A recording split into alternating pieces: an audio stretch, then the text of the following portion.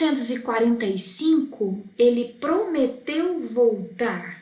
Em 1950, ele voltou e nos braços do povo. De quem é que eu estou falando? De Getúlio Vargas, um dos principais personagens da história brasileira. Em 45, ao finalizar o seu primeiro governo, ele disse que voltaria e em 1950, lá está ele, o baixinho, o ariano, senhor Getúlio Vargas, se candidatando à presidência. Na campanha presidencial, esse é um dos folhetinhos que circulava aos brasileiros, convocando o seu voto, o seu apoio, e vale a pena a gente dedicar uns minutinhos para ler esse folheto, gente. A gente hoje chamaria de santinho, né? Então esse aqui é o santinho do candidato Getúlio Vargas nas eleições de 1950. O salvador do nosso Brasil é Getúlio Vargas, ele voltará. Trabalhem desde já pela próxima vitória do maior dos brasileiros. Ele não é pouca coisa, não. É o maior dos brasileiros. Viva Getúlio Vargas! E agora eu vou dar um zoom para você ler, por favor, vem comigo. Uma oração do getulista. Creio em Getúlio Vargas, todo-poderoso, criador das leis trabalhistas. Creio no Rio Grande do Sul e no seu filho, nosso patrono, o qual foi concebido pela Revolução de 30, nasceu de uma santa mãe, investiu sobre o poder de Washington Luiz, foi condecorado como emblema da República, desceu ao Rio ao terceiro dia, homenageou os mortos, subiu ao Catete e está assentado em São Borja, donde há de vir julgar o general Dutra e seus ministros. Creio no seu retorno ao Palácio do Catete, na comunhão dos pensamentos, na sucessão do presidente Dutra por toda a sua vida, assim seja. Ah, galera, mentes criativas brasileiras, muito legal, né? Uma oração massa, bem-humorada e que traz um flashback rapidinho pra gente, né? De como ele veio ao poder, o golpe de 30, quem é o então presidente, né? Que está finalizando o seu governo, o senhor general Henrique Dutra, que está finalizando, que entrou em 46, está saindo agora em 50, para o Vargas chegar disputando a eleição. E só para te arrancar um pouquinho mais de sorriso, essa era a musiquinha do candidato Getúlio Vargas. Bota o retrato do velho outra vez. Escute. Só um pouquinho. A letra já está no...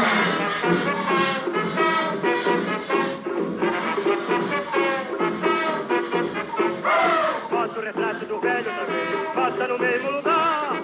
Bota o retrato do velho outra vez, bota no mesmo lugar. O sorriso do velhinho faz a gente trabalhar. O sorriso do velhinho faz a gente trabalhar.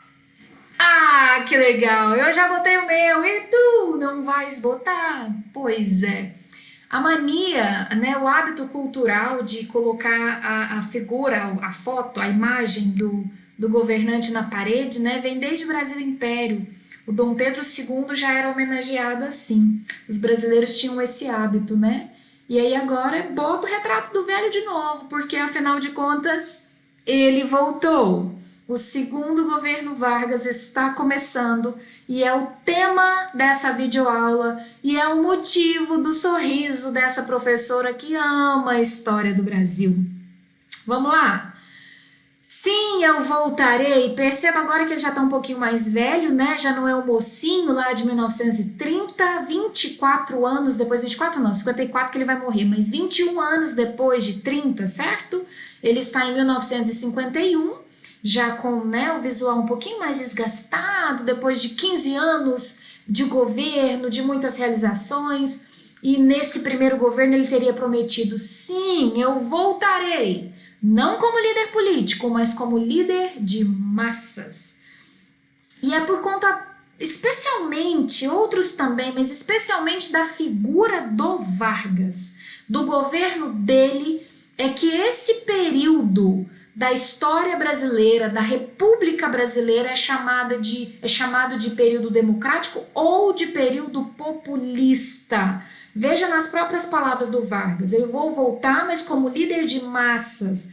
Então essa relação do governante com as massas, né, esse populismo acaba dando nome para esse período que começa com o Dutra, então um governo antes do Vargas, e vai até o golpe de 64. Esse período situado entre duas ditaduras, a ditadura estadonovista do Vargas mesmo, do primeiro governo dele, com a ditadura militar, esse meio aí, né, entre dois períodos ditatoriais, é chamado de período democrático, que eu prefiro, ou período populista, exatamente ou especialmente por causa do Vargas, que já prometia ser um líder de massas. E aí eu quero gastar um pouquinho aqui, uns minutinhos, uns segundinhos, para a gente conversar sobre esse populismo, né? O que seria um populismo? Num governo populista, eu tenho um líder carismático. E vale a pena a gente até pensar em carisma. Galera, eu gosto de definir carisma como uma cola. Pessoa carismática, ainda hoje, não o Vargas somente, né? Você pode ser uma pessoa carismática. Então você é aquela pessoa que cola. Você começa a falar, a galera gosta de te ouvir. As pessoas gostam de estar perto de você. As pessoas te imitam, as pessoas te respeitam, as pessoas querem saber sua opinião. As pessoas gostam de você. O carisma é essa colinha que alguns têm. Outros não, mas alguns têm. O Vargas tinha. Alguns governantes sabem dessa habilidade, desse dom que eles têm, e eles exploram o carisma na política. Eles propõem uma relação muito direta com as massas, eles se colocam como representante das massas, né? Eles pedem apoio das massas, eles recorrem às massas. O tempo todo eles estão se baseando e buscando e se voltando para as massas. Mas nós não podemos deixar de lembrar que também está embutido nesse populismo a demagogia. E eu trouxe definições de dicionário do que seria demagogia. Preponderância do povo na forma do governo. Então, peraí, combinou com o segundo tópico. Abuso da democracia, eita, então peraí, demagogia não é legal, e demagogia está dentro de populismo, então não é legal. Abuso da democracia, dominação tirânica das facções populares, faltou um Czinho ali, tirania, autoritarismo, facções populares, povo. Tirania, eu estou usando as massas, dominando, manipulando, e eu gosto do 4. O significado 4, discurso ou ação que visa manipular as paixões e os sentimentos do eleitorado para a conquista fácil de poder político. Sim, tem demagogia dentro do populismo. Tem demagogia nas atitudes de Vargas. Tem aquela intenção de fazer pelas massas para que as massas legitimem e confirmem o poder dele, para que essas massas não se revoltem, para que essas classes baixas não se unam e tirem esse governo ou se revoltem contra ele. Sim, isso é demagogia e há uma boa pitada de demagogia dentro do populismo. Então, em 1950, o senhor Getúlio Vargas voltou, está se candidatando, vai receber 48% dos votos pelo Partido Trabalhista Brasileiro, fundado por ele mesmo, né, no final do Estado Novo, em 1945.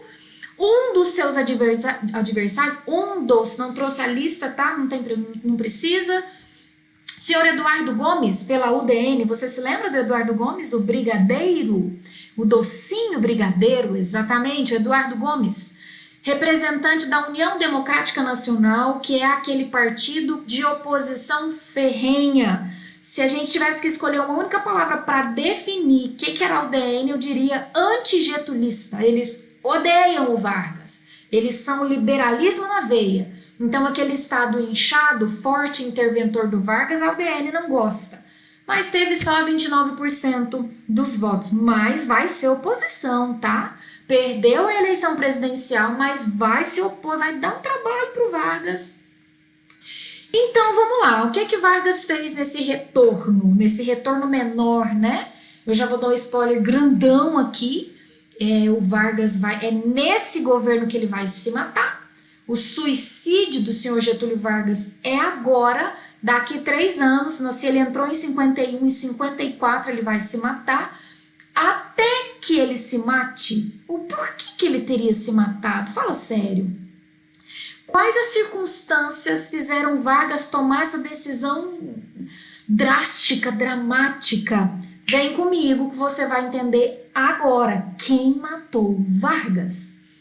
No governo dele, ele vai retomar as suas convicções. Vargas era um nacionalista, lembra do primeiro governo?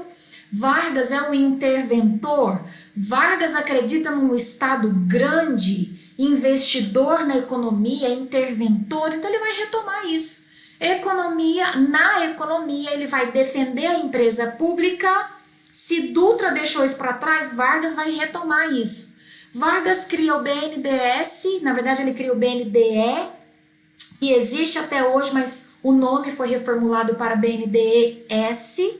E ele cria um órgão chamado Assessoria Econômica ligado diretamente a ele, para você ver que ele está a fim de continuar botando o dedinho e a opinião dele nas decisões econômicas. Quando eu falo de defesa da empresa pública, eu estou falando daquele mesmo Vargas do primeiro governo.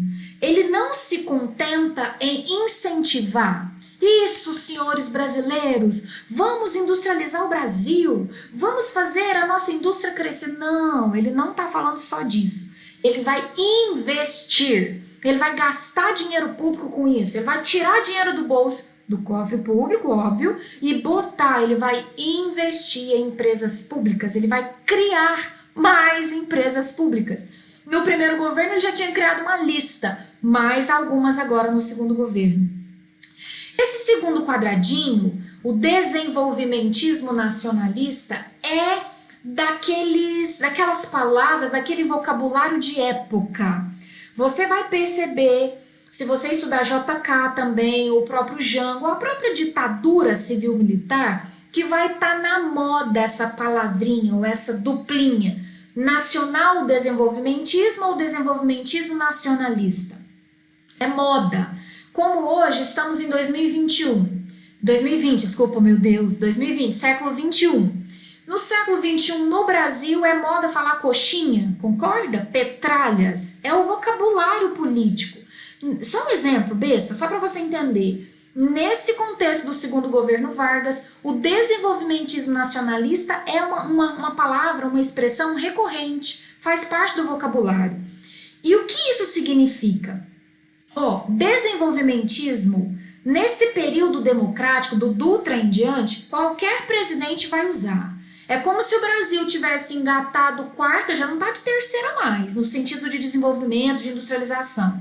Vargas lá atrás já colocou terceira, já colocou quarta, e a intenção desses presidentes agora é engatar uma quinta e acelerar. O Brasil está vivendo o seu processo de industrialização. Só que esse processo de desenvolvimento, de industrialização, pode ter 2 vias. A via nacionalista, que é a preferida por Vargas, ou a via mais liberal, também chamada de entreguista. E outros presidentes, o próprio JK vai ser acusado de ser um entreguista. Ele não deixa de ser desenvolvimentista, porque ele não tira o pé do acelerador. No entanto, a forma como esse desenvolvimento vai ser executado, vai ser consolidado, é diferente. Vargas propõe a via nacionalista. Outros vão achar que o capital externo pode funcionar normal, pode ajudar nesse desenvolvimento, certo? Guarde isso, que isso é importante. Nacional desenvolvimentismo ou apenas desenvolvimentismo, sem a parte do nacionalismo. Ainda dentro dessa dúvida aí, né, desse impasse de nacionalismo, não é? Conforme eu já disse, o Vargas é nacionalista e ele defende isso com unhas e dentes desde o primeiro governo. E aí aqui ele compra uma briga quando ele propõe essa lei de remessas. Vem comigo para uma autoridade do assunto, a senhora Maria Celina de Araújo, que escreve para o CPDOC, ligada ao CPDOC, então é uma fonte confiabilíssima para estudar Getúlio Vargas no Brasil, recorra ao CPDOC. E a Maria Celina, nesse texto que está lá no CPDOC, vai dizer que o governo Vargas, na sua vertente nacionalista, em janeiro de 52, reformulou a lei de remessas de lucros, limitando em 10% o envio dos lucros das companhias estrangeiras para o exterior. Para tudo, e veja se você entendeu o que isso significa. Empresas estrangeiras que estão no Brasil, lucrando aqui, só podem retornar esse lucro para fora, para sua matriz, para o seu país de origem, um percentual de 10%. O restante tem que ser reinvestido no Brasil. Se você for atrás, você vai entender o que está incomodando o Vargas. Essas empresas chegam aqui, usam os nossos recursos naturais, né? Poluem o nosso ambiente, usam a nossa mão de obra, enfim, produzem emprego, beleza. Usam crédito muitas vezes do governo, fazem esse crédito produzir lucro, né? Monta toda a sua estrutura e produz lucro, mas esse lucro vai para fora. E aí o que incomoda o Vargas, nas palavras do próprio Vargas, veja, está entre aspas porque o próprio Vargas disse isso. Em vez de os dólares produzirem cruzeiros, os cruzeiros é que estão produzindo dólares e emigrando. Vargas é nacionalista, ele não está satisfeito com isso. E por isso ele toca nessa remessa e limita em 10%. Essas leis, embora difíceis de fiscalizar, eram suficientes para inquietar os setores econômicos associados ao capital internacional. Já liga uma luzinha amarela aí de alerta, porque eu dei o spoiler do suicídio, porque já começou, gente, já começou. Um fiozinho já está solto. Quando Vargas, em 52, um ano depois da sua eleição, cria essa lei de remessas ou reformula essa lei de remessas, ele já está comprando briga com um cachorro grande, fala sério. Senhor Getúlio Vargas está sendo corajoso e, para usar as palavras da Maria Celina, ele está deixando, no mínimo, inquietos os capitais estrangeiros. Agora eles estão de olho, mas o que esse presidente quer, o que ele está fazendo? É isso, já acende a luzinha amarela aí, já é um alerta. Na economia ainda, a criação do BNDE, Banco Nacional do Desenvolvimento, que depois se transformou no BNDES, mas existe até hoje, desde sua fundação, segundo o próprio site oficial. O BNDES se destaca no apoio à agricultura, indústria, infraestrutura e comércio e serviços, oferecendo condições especiais para micro, pequenas e médias empresas. Até hoje funciona. Qualquer empresário de micro, pequena e média empresa vai falar bem, possivelmente, do BNDES. É crédito, galera, é crédito, basicamente crédito. O governo fornece um cartão com um limite que depende das condições dessa empresa, né, do capital, das condições, das possibilidades dessa empresa. E aí esse cartão pode ser usado, né? Você pode dividir em 20 vezes, 10 vezes, enfim. E é um limite alto para a empresa usar crédito. E crédito é uma boa pedida dentro da economia, né? Para a economia funcionar, um dos pontos aí que um governo pensa é crédito. O BNDES foi criado para isso. E existe até hoje para isso. Aquele órgão que eu falei, né, o órgão de assessoria econômica, um órgão de planejamento, ligado diretamente à presidência. Vargas não terceiriza. Vargas não é do tipo de deixar para depois, de deixar para o outro. Não, é comigo mesmo que vocês vão falar, eu quero saber de tudo. E foi desse órgão, foi de dentro desse órgão que saiu a ideia de criação da Eletrobras, que não foi efetivada no segundo governo do Vargas. Só foi ser efetivada em 62, mas eu preciso te lembrar quem está lá, senhor João Goulart, que é uma cria do Vargas, ele é um continuador do Vargas, ele é um aprendiz do Vargas.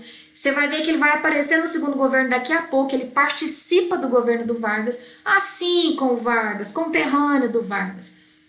Então faz sentido em 62, né, o João Goulart executar o projeto da Eletrobras. O que é o projeto da Eletrobras, Jane?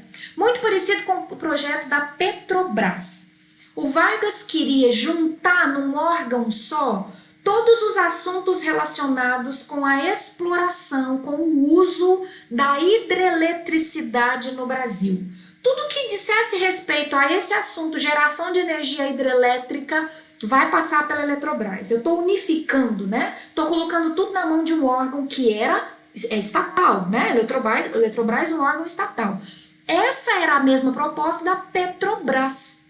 A Petrobras foi um órgão, é um órgão, né? Existe até hoje, que cuida de assuntos relacionados à exploração petrolífera no Brasil, ok? Reunidos num só órgão. Enquanto a Eletrobras não funcionou, só foi ser efetivado em 62, então 10 anos depois, a Petrobras funcionou sim. Petrobras foi criada exatamente agora, no segundo governo Vargas. E sobre a Petrobras, vale a pena, é uma necessidade a gente conversar sobre ela. Sai do Vargas, é do executivo, é da assessoria econômica, daquele órgão chamado assessoria econômica, que sai a proposta de criação de uma companhia para cuidar, para coordenar, para controlar todas as atividades relacionadas à exploração do petróleo. É o executivo que apresenta o projeto em 1951. Mas a ideia de ser monopólio já havia se transformado numa campanha popular. No final do governo Dutra, essa campanha, essas faixas, como você está vendo na foto de o petróleo é nosso e a Petrobras também, essa campanha já tinha começado lá atrás. Veja o que está escrito embaixo. Defesa do monopólio estatal do petróleo e contra os contratos que envolvem outras empresas estrangeiras. Já havia tido manifestações populares, reivindicações de que o petróleo, a exploração do petróleo não fosse concedida para o capital, para as empresas estrangeiras. Quando Vargas apresenta o projeto, isso está lá, que haja monopólio estatal. Vargas, ele gosta disso, Vargas é estatista, Vargas é nacionalista, mas ele não está inventando essa história. Já tinha acontecido desde o final do governo Dutra, então 1950 já tem essa campanha do petróleo é nosso. E aí, em 53, depois de todas as tramitações, foi aprovada a Lei 2004/1953, que determinava a criação da Petrobras. Nasceu a Petrobras. E aí, nesse contexto, nessa lei, o governo tem monopólio, conforme a campanha do Petróleo é Nosso queria e conforme o próprio Vargas queria. Tudo é do governo, é monopólio na exploração do petróleo. Nasceu a Petrobras. Na lista das empresas criadas pelo Vargas, seja no primeiro governo ou no segundo, junto lá com a Vale, com a CSN, com a FNME, liste Petrobras, porque agora sim, no segundo governo, ela nasceu. Mas nem tudo são flores. O senhor Getúlio Vargas, a própria Petrobras, né, vai significar um probleminha para o Vargas, porque depois da lei de remessas, agora o monopólio. Então o capital externo não está curtindo o senhor Getúlio Vargas. As empresas estrangeiras que tinham vontade de vir para o Brasil, explorar as riquezas daqui, não estão gostando dessa história do governo ser muito interventor.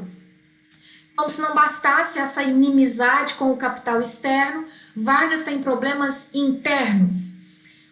A inflação aumentou, o custo de vida aumentou, e aí o Partido Comunista Brasileiro, que é clandestino, né, não se esqueça disso, mas ele vai organizar e levar uma galera para as ruas, para uma greve. A greve é um direito, tá? Estou no período democrático, a greve é um direito constitucional garantido na Constituição de 46.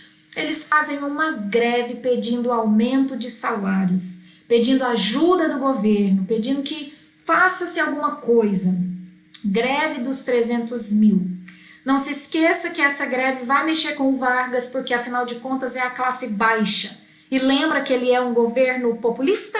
Ele tem uma relação muito direta com as massas. Se as massas estão insatisfeitas, isso é uma preocupação para o Vargas. Mais um problema. Seca no Nordeste, problema recorrente, né? Miséria, problema recorrente. Lembra que o Vargas já tinha pensado em consertar isso lá no primeiro governo e acabou não dando certo? Nordeste continua sendo um excluído, né? Uma região desigual do restante do Brasil. E aí os problemas seguem. Vargas tenta fazer alguma coisa, em 52 ele cria o Banco do Nordeste, que existe até hoje também. E a função do Banco do Nordeste continua sendo de desenvolvimento regional. É atender aquela localidade, é desenvolver, é acudir aquela localidade, o Nordeste brasileiro. E mais um probleminha com uma galera que não era legal ter problema, não era legal comprar briga com os militares. Os militares também estão pedindo aumento de salários, também estão sofrendo as consequências da inflação subindo, né, do custo de vida subindo, mas tem outra treta pegando. Os militares estão se desencontrando na opinião de participa da Guerra da Coreia ou não participa da Guerra da Coreia. Uma ala dos militares acha que o Brasil não tem que se envolver, que o Brasil tem que preocupar com os problemas internos e pronto, acabou, que a gente tem nada com isso, com a Guerra da Coreia. E outros, uma outra ala, acha que a gente está alinhado aos Estados Unidos, a gente tem que oferecer ajuda. Os Estados Unidos estão mandando reforço para a Guerra da Coreia, então a gente também tem que ajudar os Estados Unidos. Você tem esse racha dentro dos militares, né? Dentro da ala militar. E o Vargas, como é muito diplomático, muito político, ele vai tentar ficar no meio dessas duas alas. A ala que acha que não tem que mandar ninguém para a guerra é chamada de ala nacionalista. A ala que fala que tem que mandar, chamada de ala democrática. Vargas vai tentar fazer um moral com as duas ali, mas não vai dar certo não. Daqui a pouco tem militar se revoltando mais ainda com o Vargas. Mas diante da greve, que eu te disse que é preocupante para o Vargas, porque afinal de contas é a base de apoio dele, as massas gostam do Vargas, trabalhadores aprovam o Vargas, apoiam o Vargas, né? Se identificam com o pai dos pobres, lembra? Então o Vargas entende e apoia os grevistas. Veja a situação se complicando, veja o contexto do suicídio, do tiro no peito chegando. A classe média, por outro lado, pressiona o Vargas e fala, faz alguma coisa, meu filho, tá virando bagunça isso aqui, cadê os meus funcionários trabalhando? Vargas reprime a greve, fala, gente, volta para casa, mas atende por outro. Como assim atende? Como ele está sendo, né, considerado a salvação das massas, ele chama o senhor João Goulart, lembra? Eu anunciei que ele chegaria. Senhor João Goulart é chamado pelo Vargas para ser o novo ministro do Trabalho. Enquanto ministro do Trabalho, o senhor João Goulart, vamos conversar um pouquinho dele, antes de eu te contar o que ele propôs para resolver? João Belchior Marques Goulart, nascido em São Borja, mesmo lugar de Getúlio Vargas, em 1919, morto em 1976 em plena ditadura militar. Filho de Vicente, de Dona Vicentina, desde criança apelidado de Jango, formado em Direito, mas não exerceu advocacia. Foi para São Borja para se dedicar às atividades agropecuárias. Depois que o pai faleceu em 43, aí ele ficou definitivamente por conta dos negócios, das fazendas da família. Esse João Goulart, bonitinho assim com Vargas, amiguinho do Vargas, cria do Vargas, e vai ser treinado pelo Vargas, ele é um aprendiz de político na mão do Vargas. Ele propõe, para resolver a crise das pessoas que estão em greve, que o salário seja dobrado. É isso. Ele propõe que, diante da alta da inflação, para melhorar a situação dos trabalhadores, que o salário seja dobrado. Galera, imagina como que a classe média e os patrões receberam isso. Ah, é simples assim, aumenta o salário e a gente que enfrenta, a encrenca fica pra gente. Deu tão errado que o Vargas, que chamou o João Goulart, teve que demitir o João Goulart. É sério. Ficou lá há pouco tempo e Vargas teve que correr com ele porque a solução dele foi muito radical, né? E aí João Goulart teve que sair. Aí complica mais ainda. A classe média começa a desconfiar que o Vargas está planejando outro golpe. Sim, né, gente? O Vargas, que tem um currículo manchado de golpes, a galera começa a achar que ele está planejando outro golpe. Problemas dentro, problemas fora. o Pacto ABC, ressuscitado por volta de 1953, 1954. Esse pacto, alguém já tinha tocado nesse assunto, alguém já tinha feito essa proposta lá na Primeira República, 1915, 1916, alguma coisa assim. E aí, esse pacto foi ressuscitado agora, durante o segundo governo de Vargas e também durante o governo de Perón na Argentina. E os dois têm semelhanças, eles são populistas, eles são propagandistas de si mesmos, enfim, eles têm semelhanças de governo. Esse pacto era uma proposta de união aduaneira entre Argentina, Brasil e Chile, para se fortalecerem e conseguirem resistir à pressão dos Estados Unidos. Né? Um bloco econômico para conseguir concorrer com os Estados Unidos, vamos pensar assim.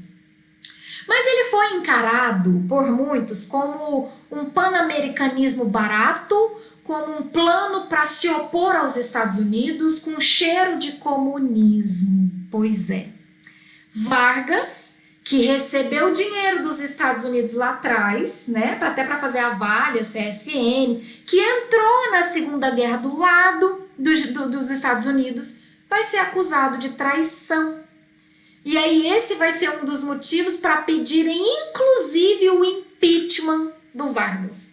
Vargas, você tá louco? Os Estados Unidos, que é super apoiado pela UDN, né? Os udenistas amam os Estados Unidos, amam o capital estadunidense. O Carlos Lacerda é um deputado pela UDN. Pede o impeachment porque Vargas está sendo acusado de traidor. Olha a coisa se complicando. E tem mais um detalhe aqui, ó. Eu vou de novo para o CPDOC, fonte confiável, para você entender. O Perón, que é o presidente da Argentina, visita o Chile em 53, e aí ele fala, através da imprensa, seu desejo de ver reativado o pacto firmado entre Argentina, Brasil e Chile em 1915, eu não errei o ano, da solidariedade entre as nações ante a qualquer tipo de agressão ou intervenção externa. Reafirmando então a necessidade de se estabelecer um novo pacto, Perón declarou ainda ter conhecimento do prévio assentimento do presidente brasileiro quanto a essa questão. Então, o presidente da Argentina teria falado, não, gente, nós podíamos fazer isso de novo, o pacto seria legal, e eu sei que o presidente do Brasil topa a ideia. No discurso, vai acompanhando, no discurso pronunciado por ocasião de uma homenagem feita ao vice-presidente da Bolívia em visita ao Brasil em fim de fevereiro do mesmo ano, João Neves, ministro de Relações Exteriores, desmentiu as intenções atribuídas a Vargas por Perón. O que o cara fez? Não, Vargas nunca quis fazer esse pacto aí, não. Declarando que o Brasil não estava interessado na formação de blocos regionais. Aí vem Vargas. Na tentativa de contornar o incidente diplomático provocado por esse pronunciamento, Getúlio enviou a Buenos Aires o jornalista Geraldo Rocha, incumbido de esclarecer ao governante argentino que tais declarações do senhor João Neves haviam sido feitas sem seu conhecimento. Gente, que situação! O próprio presidente da Argentina fala, eu sei que o Vargas se interessa, ele topa fazer isso. Vem o outro cara e fala, não, mentira, não, o Vargas não está interessado não. E o Vargas fala, não, cara, não bem bota numa fria, não. Complicado. É o suficiente, veja aqui embaixo, é o suficiente, ó, enquanto a oposição brasileira acusava os idealizadores do pacto de querer implantar no Brasil uma república nos moldes sindicalistas, a esquerda entendia sua efetivação como uma oportunidade para a formação de um bloco anti-americano. Então a esquerda gosta do pacto ABC, a direita não, a UDN, a oposição não gosta. As possíveis negociações entre Getúlio e Perón transformaram-se em objeto de denúncia, servindo de base ao pedido de impeachment contra o presidente Vargas. E nisso eu já estou em maio de 54. Em maio de 54, por conta dessa situação tensa aqui, acusando Vargas de um traidor, acusando Vargas de um golpe, de querer fazer o Brasil uma república esquerdista, eles elaboram um pedido de impeachment em maio. Galera, o Vargas vai se matar em agosto. Para tudo e presta atenção nisso aqui. Faz a lista do que está dando errado no segundo governo. Lei de remessa que o Vargas bota o capital externo de butuca, né, de alerta. Pacto ABC que desfaz a boa imagem do Vargas com a Argentina e desfaz a boa imagem aqui. Seca no Nordeste, miséria no Nordeste. Greve dos 300 mil, população reclamando do custo de vida. Militares não gostando do Vargas pedindo aumento de salário. Impeachment, pedido de impeachment. Já está chegando a hora disso acabar. Em fevereiro de 54, os coronéis fazem um documento assinado por 81 oficiais do Exército, com medo do tal do pacto, com medo de comunismo, com medo dessa república sindicalista, e insistem nos baixos salários e pedem para o Vargas vazar. Até aqui, galera, que agora é o pulo do gato, agora vem comigo, não perca. Está chegando o ápice dessa novela toda do governo Vargas. É o seguinte, até esse momento, Vargas resistiria, como um bom ariano que é, e daqui eu não saio, daqui ninguém me tira. Né? Vocês estão pedindo vocês estão exigindo a minha renúncia, vocês estão pedindo impeachment, mas eu não saio daqui não. O problema é que o próximo acontecimento é definitivo. O famoso crime da rua Toneleiros. Vamos lá. Já estou em 54, como vocês já sabem. O senhor Carlos Lacerda é um jornalista, dono de um jornal muito crítico ao Vargas, que publicava críticas uma atrás da outra ao Vargas. Ele também é deputado eleito pela UDN. A UDN é aquele partido que odeia o Vargas, opositor total do Vargas. Esse Carlos Lacerda está chegando na sua casa, no seu apartamento, acompanhado pelo seu guarda-costas, né, pelo cara que protegia, que fazia sua segurança pessoal, já que ele é um deputado muito crítico, que botava a boca no trombone mesmo.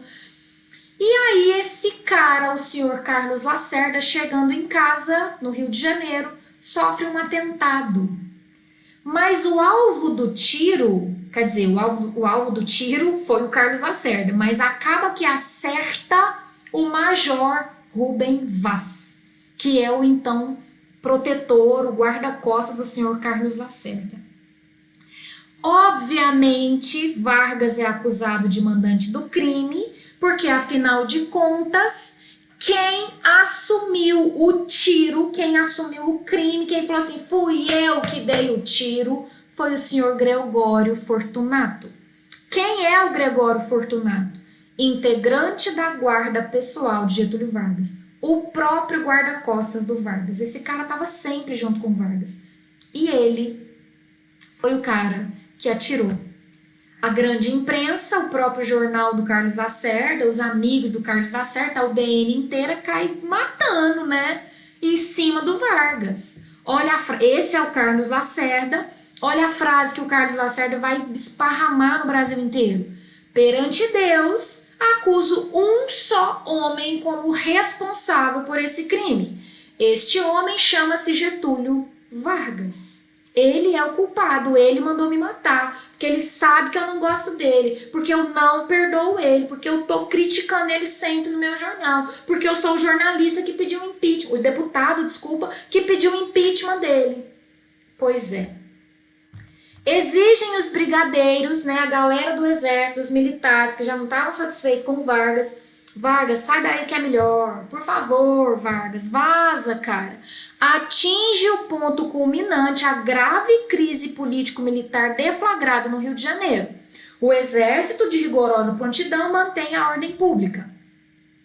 Agora mais um pouquinho sobre o Gregório Anjo Negro, né, que assumiu. Ele foi preso, transferido para a base de Napoleão, onde passou 24 dias incomunicado, tendo sido interrogado várias vezes. Em seu depoimento, acusou Benjamin Vargas de mandante do crime, que é irmão do Getúlio Vargas, mas sempre sustentou a inocência de Vargas. Então, o Gregório, que tinha o apelido de Anjo Negro, é esse cara aqui, esse é o Gregório. O guarda-costas do Vargas, ele foi o atirador. Ele acusou o irmão do Vargas, o Benjamin, percebendo a pressão que estava em cima do Vargas, a situação difícil que o Vargas estava vivendo, querendo protegê-lo, o irmão teria mandado matar o Carlos Lacerda. Mas veja o que aconteceu com o Anjo Negro. Em 23 de outubro de 62, ele foi assassinado na penitenciária Lemos de Brito, no Rio. A historiadora Maria Celina, da Fundação Getúlio Vargas, concorda que há evidências de crime político. Ele sabia demais. Enquanto a investigação continuava, né? Vamos saber se é o irmão do Vargas mesmo, vamos apurar o crime, vamos ver o que vai acontecer.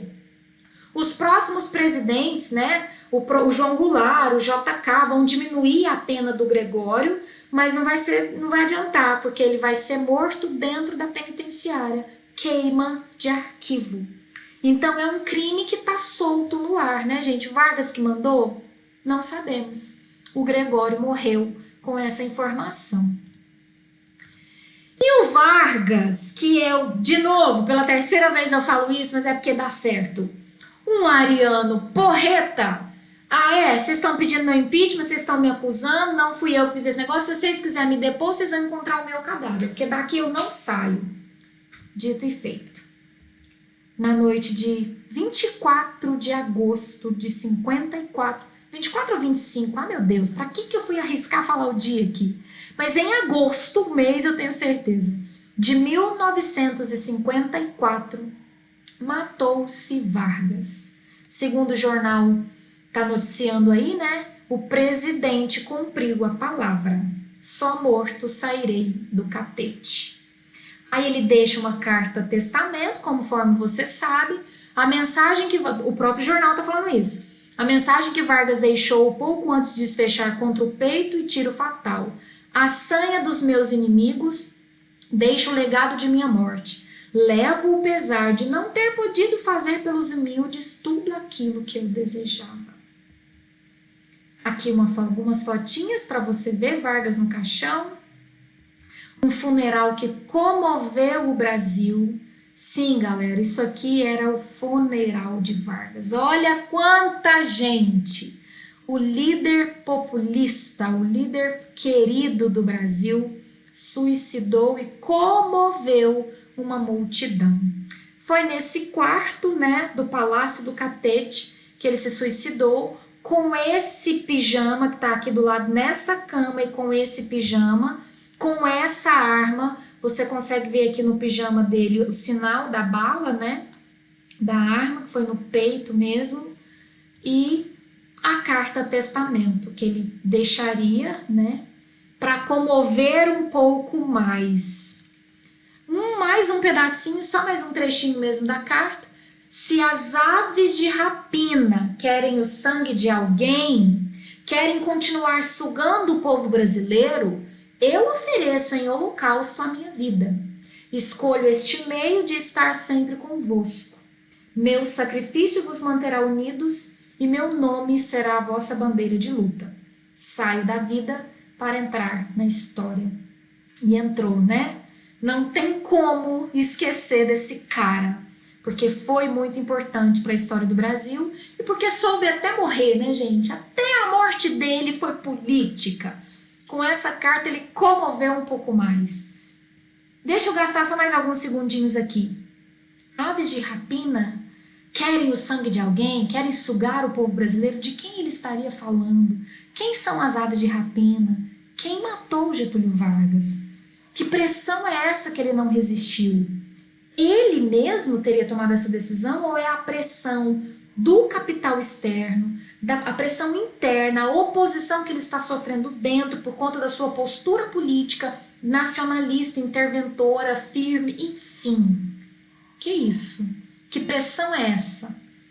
A gente precisa entender que é mais que uma atitude pessoal, um desespero pessoal. É preciso enxergar todo o contexto. E a frieza do Vargas de colocar aves de rapina não seria uma referência aos Estados Unidos? Quem sabe? A esse capital externo que está pressionando e manipulando aqui dentro para que essa oposição seja tão ferrenha a ele? Tudo isso vale a pena a gente pensar. Tudo isso faz muito sentido. E para fechar, você tem uma chargezinha do Chico Caruso, que eu acho linda, com o Getúlio Vargas em todas as suas fases. Aqui quando ele chega, né, como um bom gaúcho de bota, mais jovem para o golpe de 30. Aqui ele já eleito, né, já presidente, então ali seria no governo constitucional, com a faixa presidencial. Aqui você tem ele mais velho um pouquinho, com um terninho, acho que se não me engano esse terno é até real. Esse livrinho debaixo do braço seria a Constituição de 37, Estado Novo, né? Ainda no primeiro governo, quando ele faz uma nova Constituição muito centralizadora, muito autoritária. Aqui quando ele sai do Estado Novo e volta para São Borja, não se afasta da política, porque ele vai ser senador pelo Rio Grande do Sul, né? Então tá com roupinha de frio, porque ele volta mais velhinho, depois que ele saiu do Estado Novo, volta para São Borja. E aqui quando ele volta a ser presidente, com aquele pijaminha listrado, por isso que eu estou desconfiada que esse pijama aqui também é histórico mesmo, é real. Lembra lá do pijaminha listradinho? Tá com roupa de dormir, tá com o seu pijaminha e tá com a arma na mão. Esse é o Getúlio Vargas em todas as suas fases. É isso, galera. Matamos o Vargas. Quem vem por aí? Assunto para as próximas aulas. Até lá.